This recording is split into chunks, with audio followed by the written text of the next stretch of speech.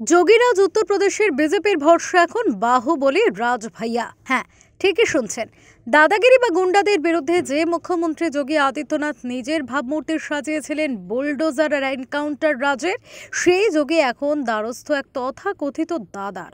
উত্তরপ্রদেশের রাজনীতিতে যিনি রাজা ভাইয়া নামে পরিচিত, যার রয়েছে এক সাম্রাজ্য, রয়েছে একটি রাজনৈতিক দল, রয়েছে দুজন বিধায়ক, তিনি এবার হঠাৎ করে হয়ে গেলেন ইউপি রাজনীতির চাণক্য।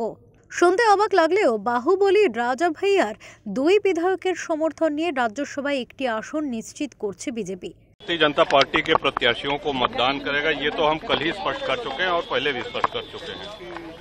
और 8 के 8 प्रत्याशी भाजपा के विजयी होंगे। आज मंगलवार है, सब शुभ होगा। हनुमान जी महाराज का दिन है, आज मंगल ही मंगल होगा, 8 विजयी होंगे। কিন্তু দুদিন আগে উত্তরপ্রদেশের বিজেপি নেতাদের মুখে শোনা যেত বাহুবলী রাজা ভাইয়ার গুন্ডামির কথা। এবার সেই রাজা ভাইয়া পদ্ম শিবিরের মাসিহা। আর রাজা ভাইয়ার গুণমুগ্ধদের দাবি, রাজা ভাইয়াজি সরকার তৈরি বা ভাঙার ক্ষমতা রাখেন।